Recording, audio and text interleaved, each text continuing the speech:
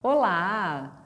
Estamos juntos mais uma vez para um episódio novo de Teologia do Corpo Seed by Seed, aqui na Web TV Sementes do Verbo do YouTube. Se você ainda não se inscreveu, não curtiu, compartilhou, aproveita agora para mandar esse conteúdo para quem você acha que quer conhecer ou que precisa conhecer a Teologia do Corpo de São João Paulo II. E se você perdeu os episódios antigos, você pode procurar na Web TV a playlist Seed by Seed, Teologia do Corpo Seed by Seed. Você pode assistir a primeira temporada, que traz os episódios sobre o livro Amor e Responsabilidade, de Karol Wojtyla, que é um precursor da Teologia do Corpo, e assistir toda essa jornada que nós estamos fazendo juntos com a Teologia do Corpo de São João Paulo II. Nós já começamos no episódio passado, o quarto ciclo dos 6 que nós vamos estudar juntos. É o ciclo do celibato ou da continência pelo reino de Deus. Como o celibato, nós vimos no episódio passado, nos aponta para a realidade futura, para o nosso fim escatológico, ou seja, para que nós nos entreguemos por inteiro diretamente a Deus, assim como os celibatários se entregam para Deus já desde aqui dessa vida. Existe essa correlação intrínseca entre o celibato e a realidade futura, a realidade do nosso corpo ressuscitado e totalmente entregue a Deus nessas núpcias celestes que um dia nós viveremos. Então, justamente por isso, eu queria trazer para vocês mais um trechinho que São João Paulo II é um dos trechos bíblicos que São João Paulo II cita nesse pedacinho da Teologia do Corpo, que tem a ver com o mesmo capítulo que ele citou na parte da ressurreição da carne, que é a primeira carta de São Paulo aos Coríntios, capítulo 15.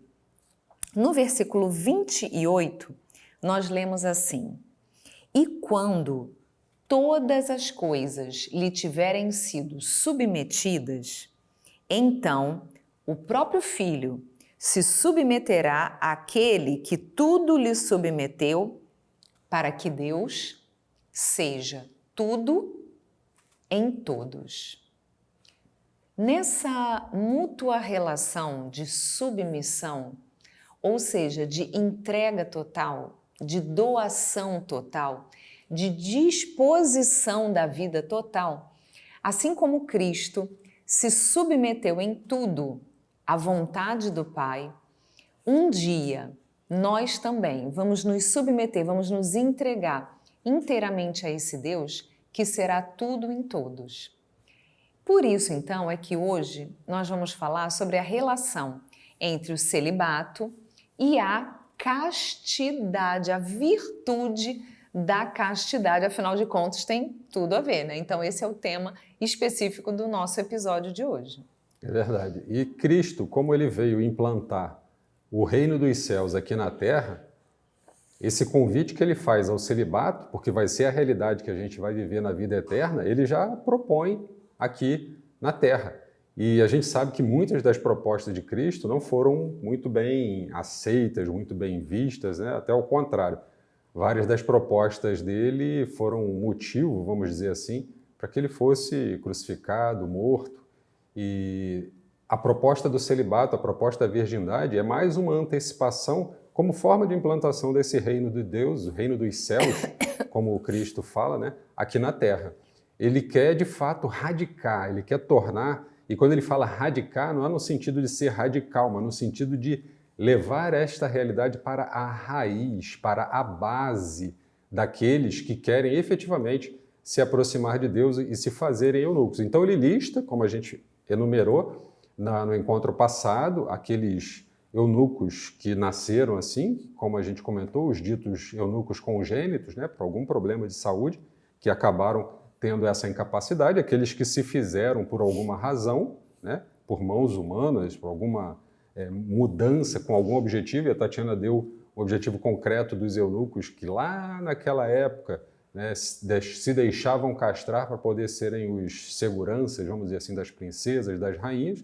E por fim, ele fala, Cristo também, aqueles que se fazem eunuco pelo reino de Deus. Né? Então, ele enumera e deixa muito bem clara essa divisão entre essas três classificações. E aí a gente vê que esse celibato, essa continência que Jesus vem apresentar como uma novidade, né, algo que não fazia parte do contexto da antiga aliança feita a Abraão, como o Ronaldo no episódio passado já tinha começado a falar, a gente vê as características desse celibato como voluntário, ou seja, né, por opção da pessoa em corresponder a um chamado muito extraordinário que Deus faz, e também sobrenatural, ou seja, motivado para realmente eu me doar inteiramente a Deus, para que eu possa começar a construir já aqui nessa terra o reino de Deus. Então, o celibato voluntário e sobrenatural. Porque ele tem um objetivo e daqui a pouquinho a gente vai ver que ele tem uma finalidade, mas daqui a pouquinho. Como a gente comentou também no encontro passado, e aqui a gente retoma para fazer a ponte para o que a gente vai trazer para vocês hoje. A passagem de Gênesis 17:4, né, em que Deus fala: eis a minha aliança contigo, serás pai de uma multidão de nações. Né? Quando Deus se dirigia a Abraão, dizendo que a aliança dele seria abençoar toda a descendência de Abraão. Então, a partir daí a gente percebe, e de fato, né, hoje, se a gente olha para a realidade histórica do tempo de Jesus, dificilmente você via uma realidade de um homem ou de uma mulher que não fosse dentro de uma relação conjugal e com filhos. Só quem não estava nessa realidade, na maioria das vezes, eram aqueles que eram rejeitados pela sociedade daquela época, que eram os coxos, os cegos, os leprosos, as prostitutas, aqueles para quem especificamente Cristo veio. Não que ele não tenha vindo para os outros homens e mulheres que tinham as suas famílias e que viviam essa vocação, esse chamado ao matrimônio, mas Jesus veio exatamente para todos esses que eram excluídos e que já não viviam nem a realidade proposta, né? Como a gente falou, aquela realidade ordinária, aquela realidade universal que é o matrimônio, mas Cristo já veio propor para eles uma realidade direto na vida eterna, aquela realidade, tanto que muitos daqueles que eram curados, imediatamente ou logo depois de se apresentar ao sacerdote, o que eles faziam? Começavam a seguir a Cristo. Então vejam como que Cristo vem curar e através da sua cura ele já apresenta quase que a integralidade do reino de Deus e essas pessoas que eram curadas, que tinham o seu espírito humano sensibilizado, como a gente também comentou no encontro passado, pelo Espírito Santo de Deus, através de Jesus Cristo, elas quase que automaticamente, quase que imediatamente aderiam a esse projeto de Deus de já antecipar a sua realidade aqui na Terra, já acreditando como seria possível já aqui viver esse sinal, viver essa antecipação dessa realidade escatológica. E Cristo, então, com as suas palavras, faz uma verdadeira transformação.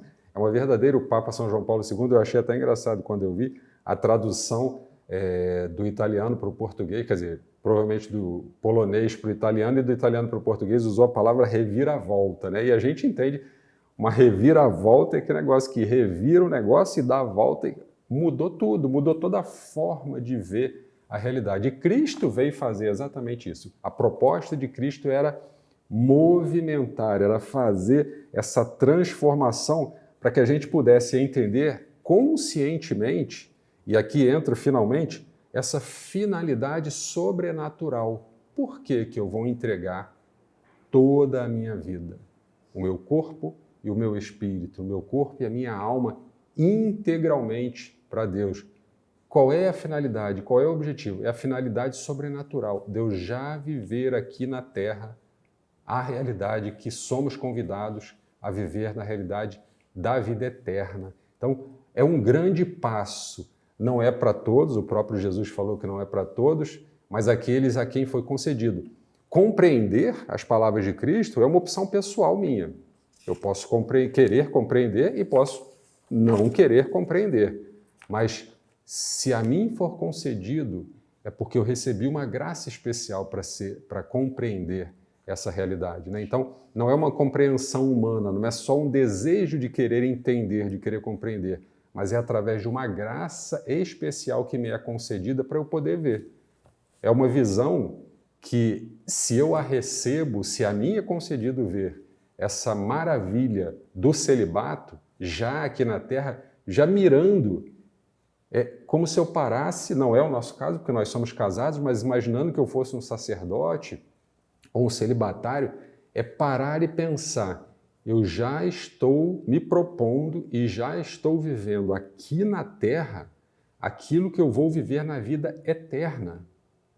Vejam só, não é algo de qualquer maneira, e por isso que a Tatiana falou no encontro passado, ou no encontro retrasado, a minha vocação celibatária, a minha vocação sacerdotal, a minha vocação religiosa não é por falta de opção.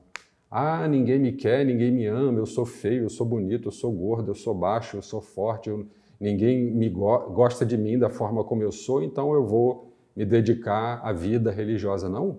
Percebam, é para quem compreende e compreende sendo-lhe concedido compreender aquela vocação, aquela entrega total. Então não é uma brincadeira, não é uma decisão que se toma como uma decisão que eu tomo de trocar de uma camisa. Né? E aí entra o tema central do nosso programa de hoje, que é a castidade. A castidade é aquela virtude, ou seja, aquele bom hábito que coloca em ordem os meus desejos, para que eu dê prioridade àquilo que verdadeiramente é importante, aquilo que vai me aproximar de Deus e deixando para lá, tirando fora aquilo que me afasta de Deus. Então, para que eu saiba ordenar, organizar e viver bem com os meus desejos, que são desejos que Deus me deu. Então, como eu posso canalizar bem esses desejos para o meu próprio bem e para o bem das outras pessoas à minha volta? A continência pelo reino se consegue através da castidade. Isso com renúncia e esforço espiritual. Renúncia da parte do corpo e esforço, muito esforço, na parte da nossa alma.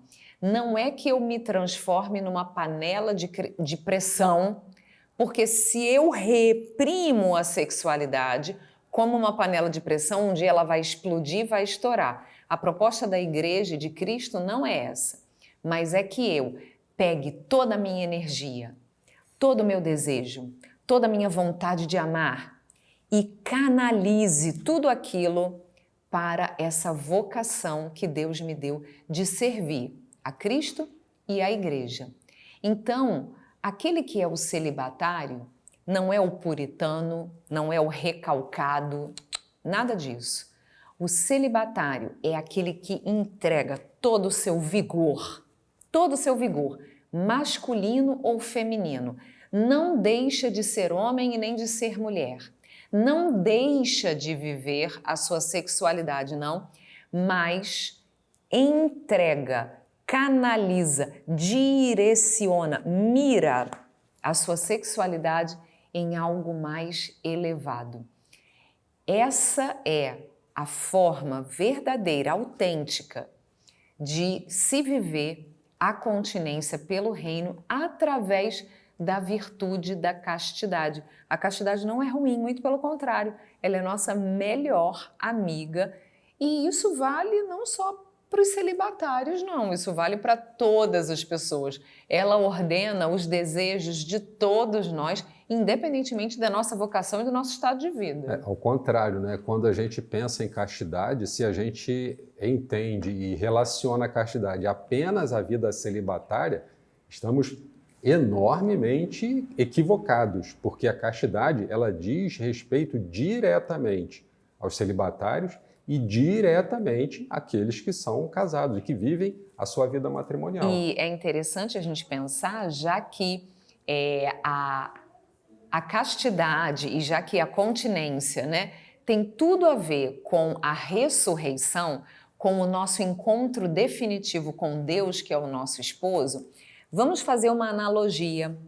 Assim como aqui na Terra nós procuramos nos guardar para nos casarmos com o nosso esposo, homens e mulheres que têm uma consciência verdadeira do amor se mantêm virgens para que possam se entregar unicamente, exclusivamente, àquele com quem vão desposar, aquele com quem vão se casar. Da mesma forma, homens e mulheres que vivem aqui o celibato, a continência pelo reino, se mantêm virgens aqui, nesta vida, com o seu corpo e a sua alma, porque estão se preparando para entregarem o seu corpo virgens para o seu esposo. Então, é a mesma correlação que a gente faz com a castidade, com a virgindade para o matrimônio, é a relação que a gente faz da castidade e a virgindade para esse matrimônio espiritual que para os celibatários já começa aqui na Terra. Então, se você é um celibatário ou está pensando a entregar a sua vida a essa forma, se a continência para você está sendo vivida mecanicamente, se faltar essa finalidade sobrenatural do porquê de se viver isso como antecipação do que viveremos na vida eterna, essa sua continência está fora do contexto do que Cristo propôs. Porque se essa continência é vivida sem a finalidade sobrenatural, não foi o que Cristo propôs. Você está equivocado naquilo que você entendeu. Você acha que compreendeu, acha que te foi concedido compreender por uma graça particular, mas na verdade você entendeu errado, porque é algo que precisa ter a visão sobrenatural e futura. Se você já quer viver algo que você deseja ardentemente viver na sua vida eterna, a felicidade eterna aqui na Terra, essa é a grande finalidade. Tem uma razão, tem um porquê. Não é uma motivação vazia, não é uma motivação que é por falta de opção ou por até falta de direção. Eu não sei nem para onde eu vou, nem por onde eu começo, então eu vou tentar começar por aqui, por esta realidade, para ver se dá certo. É um grande equívoco e um grande perigo, porque a gente corre o risco de ter a nossa vocação ou aquilo que a gente entendia que seria a nossa vocação, uma frustração muito grande. E uma vocação vivida de forma frustrada, ela pode trazer muitos danos para a própria pessoa. Muitos danos para a própria pessoa. Então, é bom que estejamos atentos ao que Cristo nos permite compreender através da sua graça, para que a gente possa, de fato, dar um passo. Da mesma forma que se decidir pelo matrimônio é um passo muito importante na vida de um homem e de uma mulher, a decisão pela vida celibatária, seja ela como sacerdote, religiosa, irmã, freira, é um passo importantíssimo e deve ser dado também com muita consciência. E nós queremos terminar o nosso episódio de hoje trazendo uma grande inspiração para todos nós. Maria e José. Maria e José são o ícone que representa perfeitamente a união entre essas duas realidades. Eles viveram o matrimônio no plano terreno, mas era um matrimônio celibatário. Ou seja, um matrimônio que já apontava não para esse matrimônio aqui da Terra, uma realidade ordinária, mas para a realidade sobrenatural, para o nosso fim último, que vai ser todos nós entregarmos o nosso corpo e nos casarmos com Deus lá no céu. Então vejam só como em Maria e José a gente vê de uma forma linda e esplendorosa a união dessas duas realidades. Eram casados, eram um casal, era uma família, Jesus, Maria e José, mas Maria e José já viviam aqui na Terra o celibato. Eles já antecipavam o céu. Afinal de contas, quem é que estava na casa morando junto com eles? O próprio Filho de Deus. A Sagrada Família já era um pedacinho do céu aqui na Terra. Esse exemplo maravilhoso a gente quer deixar para você. Aproveita essa noite antes de você ir dormir, ou então durante essa semana, reza para Maria e para José.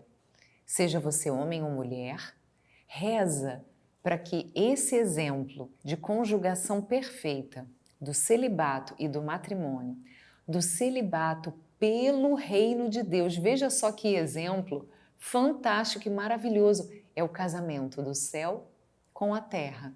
Veja só que maravilhoso, a gente pode levar isso de mensagem para a gente. E quando a Tatiana fala de exemplo, né, de Maria e José e a Sagrada Família, realmente é um grande exemplo para nós, de forma particular, e para mim, de forma muito pessoal, São José. Eu sempre brinco dizendo que eu sigo tudo aquilo, ou procuro seguir, tudo aquilo que São José falou. Aí você pode estar se perguntando, como assim tudo aquilo que São José falou? São José não falou nada. Exatamente. As ações, as palavras, melhor dizendo, de São José foram ditas com as suas ações, com o seu sim concreto, ativo, aquele que aceitou. E com isso ele e Nossa Senhora permitiram e foram as primeiras testemunhas da fecundidade do Espírito Santo. E esse é o ponto de partida para os próximos encontros que a gente vai ter, é entender a fecundidade do Espírito Santo. Eles não precisaram ir para a realidade carnal, material, para serem fecundos. Eles fizeram com que a sua realidade carnal também, além da sua realidade espiritual, as duas realidades deles, enquanto pessoas, fosse fecunda através do Espírito Santo. Um grande exemplo disso é a encarnação de Cristo. Quando Nossa Senhora concebeu Jesus e o anjo chegou para anunciar que ela seria a mãe do Salvador, a primeira questão que ela levantou foi, ora, fazer essa realidade acontecer, ou seja, conceber uma vida dentro de mim, será necessário ter um contato conjugal com o homem. Foi a primeira coisa que Nossa Senhora pensou. Como tanto se que fará foi, isso se eu não conheço eu o não homem? conheço o homem. Ou seja, ela já vivia o celibato, a virgindade e tinha intenção de viver, porque senão ela não se espantaria com essa pergunta. Mas ela não impediu que o Espírito Santo fosse fecundo nela. Tanto é que ela concebeu através do Espírito Santo.